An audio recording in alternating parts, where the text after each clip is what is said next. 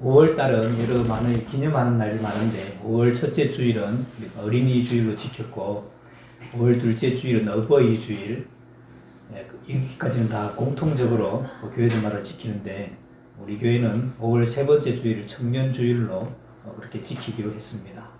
우리 교회 청년들이 차지하는 비중이 좀 크지요. 그래서 청년 주일을 맞이해서 우리 청년 주일만 하는 거 한번 해보도록 하겠습니다. 구호를 한번 외쳐보겠어요. 구호 준비하면 야 하시고 오른손을 불 끈집니다. 저기 앞에 있죠. 청년들의 가슴에 제가 선창하면 여러분들이 예수 그리스도를 이렇게 외치면 되겠습니다. 두 번만 해보겠습니다. 그리고 제가 할렐루야 하면 여러분 아멘 하시면 되겠습니다. 구호 준비하면 야 하는 겁니다. 구호 준비 야! 청년들의 가슴에 예수 그리스도를, 청년들의 가슴에 예수 그리스도를, 할렐루야. 아멘. 네, 연습 안 해도 잘하시네요. 주보 사이에 간지를 보면 그 성경 공부 뒷면에 보면 그 사진을 보게 될 겁니다. 제가 이 사진에 관한 이야기를 듣고 좀 충격을 받았습니다. 이 사진은 아프리카 어느 부족의 이야기를 다루고 있습니다. 어떤 낡은 박물관처럼 생긴 건물 내부의 사진입니다. 그 건물 안에는 갈대 같은 걸 이렇게 묶어놨죠. 양쪽 끝이 이렇게 사탕처럼 묶여져 있습니다. 그리고 그 밑에는 장작 더미 같은 것이 쌓여져 있습니다. 그 사진만 봐서는 무슨 내용인지 잘 알 수가 없는데 이제 그 설명을 듣고서 알게 됐습니다. 이 갈대 같은 것으로 이렇게 만들어서 양쪽 끝이 묶여진 그 물건이 어디에 쓰는 것인가 하는 게 중요한 것이죠. 이것은 사람을 태워서 죽일 때 쓰는 것이었습니다. 사람을 이렇게 그 갈대로 돌돌 말아서 꼼짝 못하게 묶고는 밑에서 이제 장작을 불을 지펴서 사람을 죽이는데 사용했던 것이었습니다. 아프리카 어느 부족의 마을이지만 거기도 예수님을 전하기 위해서 선교사가 찾아갔습니다. 선교사가 가서 복음을 전했는데 들어는 죽고 그러면서도 복음을 끊임없이 전했습니다. 그 결과로 얼마 지나지 않아서 그곳에서도 예수님을 믿는 사람들이 생겨나게 되었습니다. 그런데 그 마을 사람들은 더 이상 예수라는 신이 자기 마을에 들어오는 것을 막기 위해서 한 법을 만들었습니다. 예수님을 믿는 사람들, 아까 보여드린 그 그림처럼 그 사람을 똘똘 이렇게 갈대로 말아서 이렇게 그리고 그 장작불 위에서 태워서 죽이기로 한 것입니다. 그러면서 예수 믿는 사람들 하나씩 이렇게 색출해 나갔습니다. 모두 합해보니까 10명의 사람들이 있었습니다. 그런데 문제는 그 부족이 아주 건의 있는 추장의 손자가 그 예수 믿는 사람들 사이에 하나 있었다는 것이죠. 그들이 만든 법도 너무 엄하고 꼭 지켜야 되는 것이고 추장의 손자도 또 죽일 수가 없어서 사람들은 한 가지 꾀를 냈습니다. 예수를 믿는 사람들 10사람을 불러와서 산에 올라가서 너희들이 타 죽을 그 나무와 갈대 이걸 너희들이 직접 해오라. 그렇게 시킨 겁니다. 그리고는 이제 정오까지 돌아오도록 그렇게 명령을 내린 겁니다. 아마 그들 생각에는 그 산에 가서 나무를 하다가 죽는 게 다 두려우니까 도망을 가고 그 틈에 추장의 손자도 도망을 가겠지라고 계산을 한 것이겠죠. 정오가 거의 다 되었습니다. 10명이 산으로 갔는데 그 중에 아무도 나타나지 않았습니다. 이제 추장과 여러 사람들은 안심을 하려고 했습니다. 그런데 이게 웬일입니까? 10명의 사람들이 아무도 다 도망가지 않고 등에 나무와 갈대를 지고 다시 돌아왔습니다. 그들은 모두 예수님을 위해서 자기의 목숨을 촉에같이 던지고 죽음을 선택한 것입니다. 자기가 믿는 예수님을 부인할 수가 없어서 불에 타서 죽어갔던 것이죠. 이 이야기와 함께 저나 여러분이 어떻게 예수님을 믿는 게 바르게 예수님을 믿는가 이런 고민들을 한번 해보셨으면 좋겠습니다. 오늘 우리가 읽은 본문 이 사무엘하서 6장 말씀은 여러분들이 잘 아는 다윗 왕의 이야기입니다.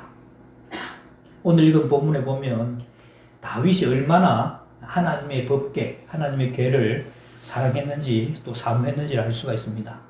우리가 읽지 않았지만은 우리가 읽은 그 앞부분에 보면 처음에 다윗은 하나님의 법궤를 자기가 살고 있는 그 예루살렘 다윗성이라고도 하죠. 예루살렘 그 궁에 모셔오려고 사람들을 보냈습니다. 근데 수레에 싣고 오다가 자기 신하가 사고가 생기는 바람에 죽게 되죠. 그래서 그 법궤를 궁궐로 모셔오지 못하고 가드 사람 오벳 에돔의 집에다가 모셔놨습니다. 저는 이걸 볼 때마다 자기가 뭘 모셔올 걸 가드 사람 오벳 에돔의 집에다 대버려 놓으면 오벳 에돔은 어쩌라는 말입니까? 오벳 에돔은 죽으란 말입니까? 근데 그거 보면 참 다윗도 어쩔 수 없는 사람이다 이런 생각이 들죠. 오벳 에돔의 집에 갔던 그 하나님의 법궤가 재앙을 가져온 게 아니라 오히려 복을 가져온 겁니다. 그래서 오벳 에돔의 집이 어떤 복을 받는지 모르겠는데 성경에서는 그 온 집이 복을 받았다. 그의 모든 소유에 복을 주셨다. 이런 소문이 다윗에게 이제 전해드렸었죠. 그래서 하나님의 진노가 풀렸다는 것을 확인하고 다시 한번 이 하나님의 언약궤를 자기가 살고 있는 이 다윗성 궁궐로 모셔오려고 합니다. 그리고 이 생각을 합니다. 하나님의 언약궤는 분명 복과 은혜를 주는 것인데 내가 뭘 잘못했을까? 그래서 생각하다가 이제 뭐 여러 가지 신하들에게도 물어봤겠죠. 해봤더니 법궤라는 것은 원래 수레에 싣고 옮기는 것이 아닌 것을 알게 된 것이죠. 법궤는 레위 사람들 중에서 제사장들이 그 법궤를 옮기는 겁니다. 그러니까 여러분 성막의 모든 그 기물들은 레위 지파 사람들이 옮기는 거죠. 그리고 그 하나님의 법궤는 제사장들만 옮기는 겁니다. 다윗은 처음에는 그 방법들을 몰랐던 거죠. 그래서 나중에 그 방법을 알고 옛날에 잘못했던 그 방법들을 수정을 해서 율법에 명령한 대로 레위 지파 사람들이 이 하나님의 법궤를 이제 메고 옮겼습니다. 예루살렘에 모셔오는데 법궤가 자기 궁궐에 들어오는 그 모습을 보면서 이 다윗이 얼마나 기뻤는지 춤을 추면서 제사를 지냈고 온 백성들도 함께 나팔을 불면서 같이 즐거워했습니다. 이 다윗이 너무나 기쁜 나머지 이 언약궤를 맨 사람들이 6걸음을 이렇게 떼면은 거기 또 소와 살찐 것으로 제사를 드렸습니다.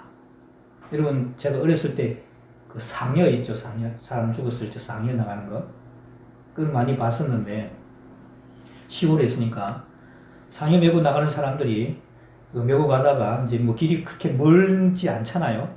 그렇게 멀지 않고 1km, 2km 안에 미만인데 가다가 안 가고 서요.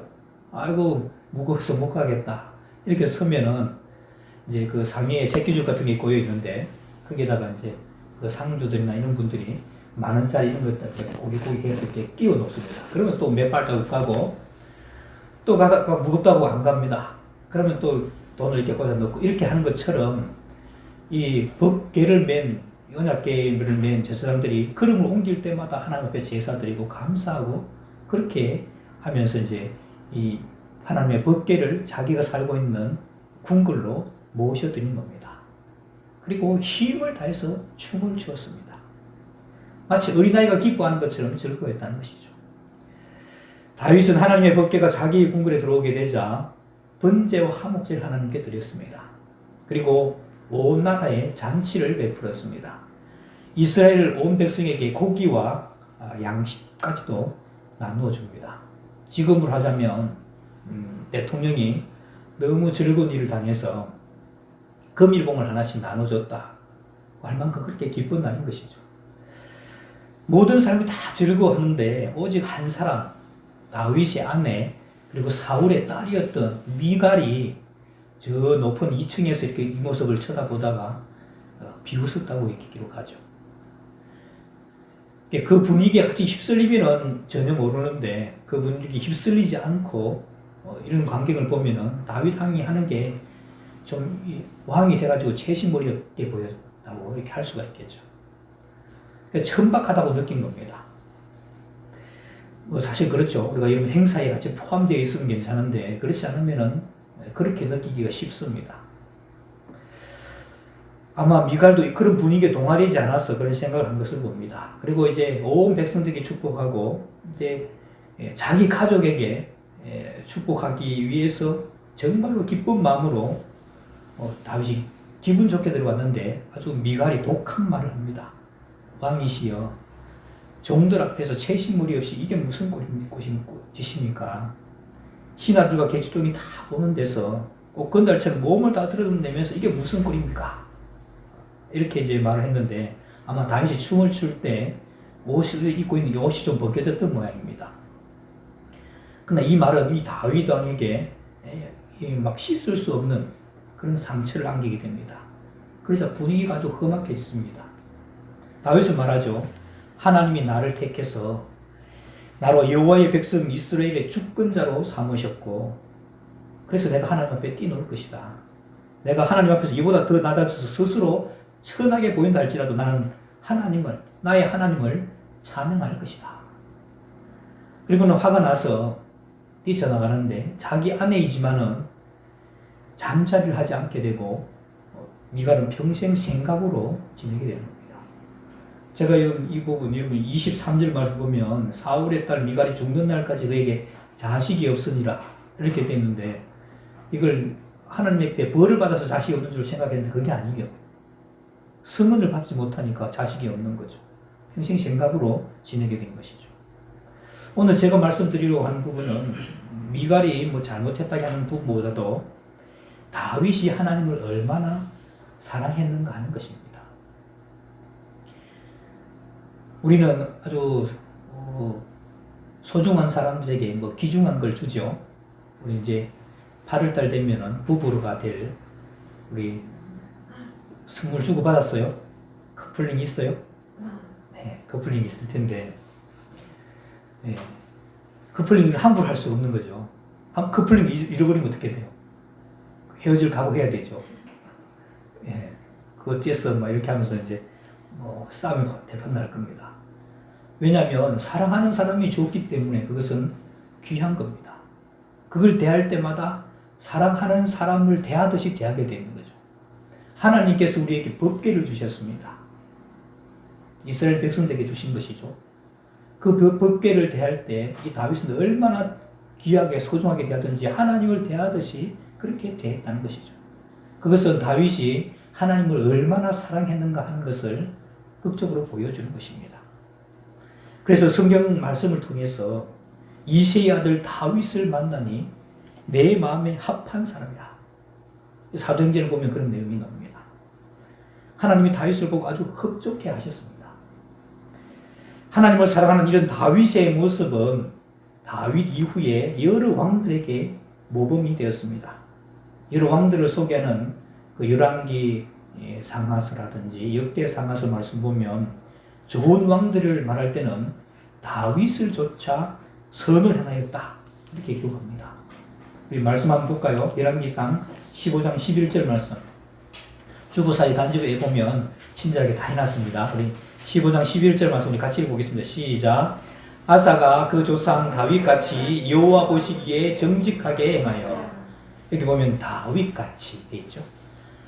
그리고 역대하 34장 말씀도 한 절씩 어떻게 보겠습니다. 요시아가 위에 나아갈 때에 나이 8세라. 예루살렘에서 31년을 치리하며 여호와 보시기에 그 조상 다윗의 길로 행하여 좌우로 치우치지 아니하고. 여기도 보면 선한 왕은 다 다윗을 따랐고 다윗의 길로 행하였다 그렇게 기록하고 있습니다. 대신 악하고 못된 왕도 그 모범이 있습니다. 못된 왕들의 대명사로 이제 북쪽에 있는 왕 여로보암을 들 수가 있죠. 그래서 여로보암을 조차 하나님이 싫어하시고 가정스러운 일을 하였다. 그렇게 기록합니다. 이 다윗의 믿음과 신앙은 오고 오는 세대에 좋은 모범이 된 것입니다. 하나님을 사랑하고 믿음을 지키는 사람들이 따를 수 있는 좋은 모범이 된 것이죠. 다윗처럼 하나님을 사랑해라. 다윗처럼 하나님을 찬양해라. 그렇게 살아라. 여러분, 교육에는 두 가지 교육이 있습니다.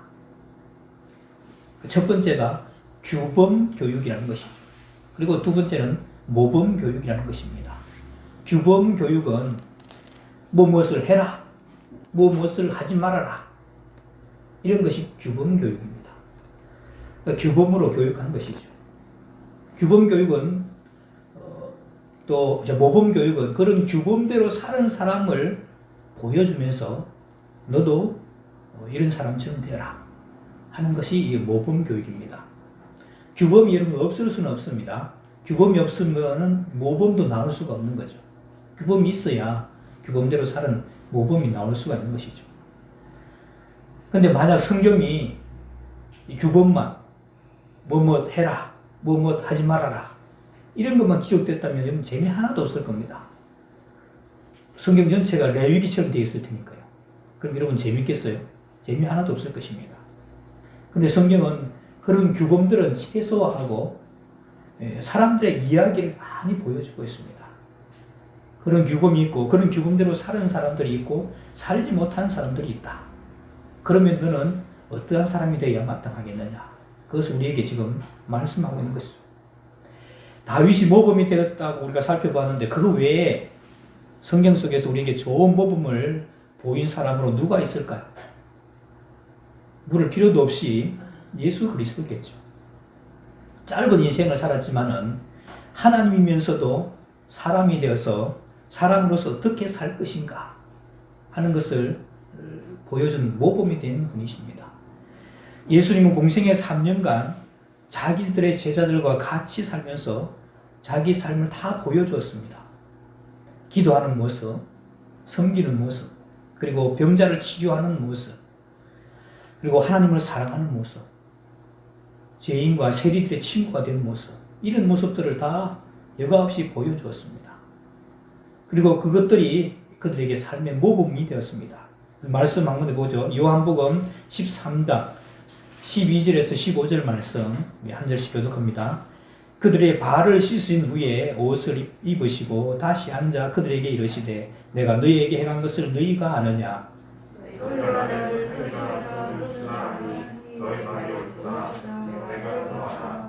내가 주와 또는 선생이 되어 너희 발을 씻었으니 너희도 서로 발을 씻어주는 것이 옳으니라.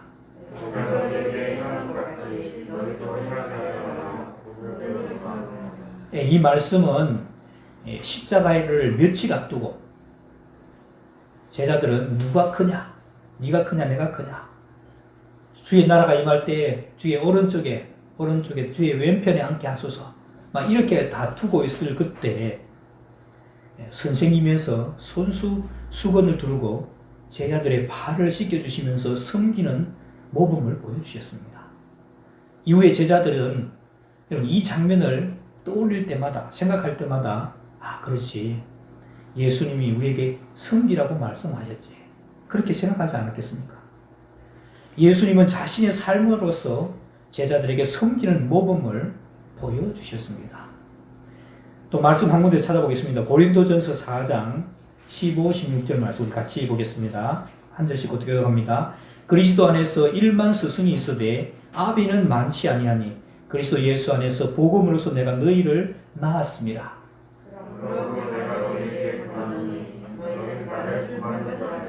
아멘. 고린도전서 11장 1절 같이 봅니다. 시작. 내가 그리스도를 본받는 자 된 것 같이 너희는 나를 본받는 자 되라. 바울이 고린도에 있는 성도들에게 편지를 쓰면서 너희는 나를 본받는 자가 되라. 그렇게 말씀합니다. 제가 처음에 성경을 잘 모를 때 고등학교 때 이때쯤에 이 말씀을 읽으면서 좀 반발심이 생겼어요. 사도 바울은 뭐 어떤 사람이기에 얼마나 교만하기에 자기가 사람이면서 자기를 본받으라고 말할까 이렇게 생각했던 적이 있었습니다.